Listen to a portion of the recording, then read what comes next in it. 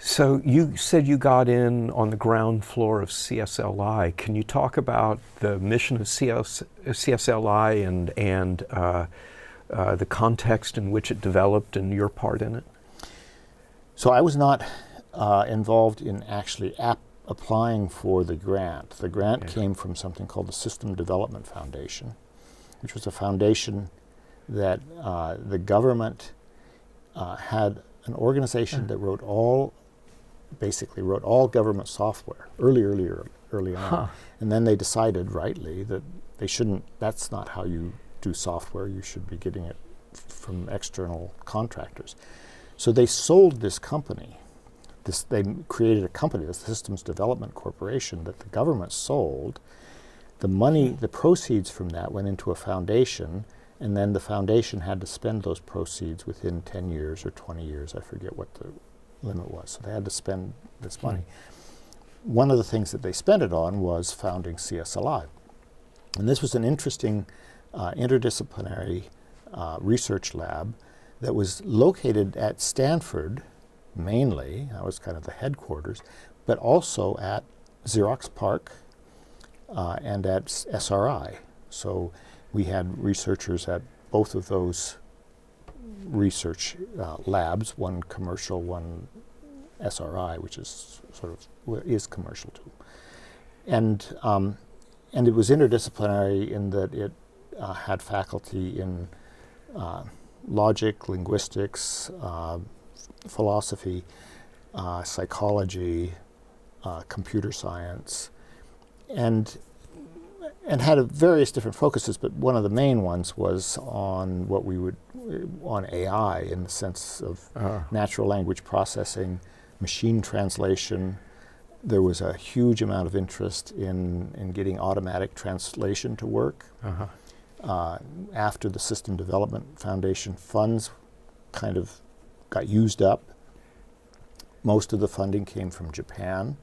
So there were a lot of Japanese companies that were wealthy because Japan was booming at that time. This is in the kind of late 80s, early 90s. And they're booming, and they're creating products that they were selling all over the world, and then they had to have manuals in 27 languages. And the Japanese they don't tend to know a lot of languages other than Japanese. I mean, they're as bad as Americans. And so they were very interested in all kinds of natural language techniques, particularly translation. And they funded CSLI, and we did a lot of work there. And all of that work failed in some sense. I mean, with everything, you would get to a point where it looked like you were making progress, and then you would hit a brick wall. And sometimes the brick wall was like at 80% performance, like with optical character recognition, or speech recognition. 80%. Well, that means that every 10 words, 2 of them would be interpreted incorrectly. Well, of course, now we have Siri, and these are getting 98, 99, 99.9% accuracy, and with using very, very different techniques. So that was the area that was being worked on, and the results in general were kind of disappointing. And back then, in the 1980s, early 90s, you were going to Japan frequently, and how did that collaboration work, or collaborations? Well, I for a period was the director of CSLI immediately after getting tenure. Probably not good for my career, but there were no more senior faculty that were either willing to do it or that people were willing to let do it. So they asked me to direct the CSLI.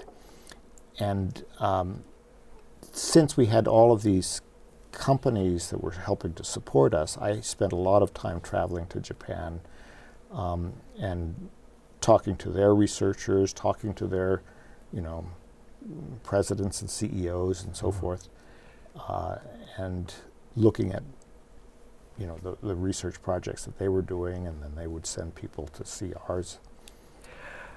I have to interject your comment about being made director as associate professor. It prompts the thought that often faculty don't understand why deans, at least, and maybe provosts, are resistant to creating centers on request, and the answer is they take faculty time in a big way, and they distract from, sometimes distract from, you know, core. Exactly. So anyway, I think I enjoyed directing CSLI, and it opened up a different kind of world to me, including the world of administration. Yeah. So I have to tell you that when I was director of CSLI, and this says something about faculty leadership. I was director of CSLI for 3 years, and in the 3rd year, I heard one of the staff members say on the phone, "Well, I'll have to ask my boss if I can do that." And I thought to myself, her boss? Who's she thinking about? And I realized I was her boss. It was not for 3 years as director that I recognized that I was the boss of the staff. And that is a flaw. Well, I don't know that it's a flaw.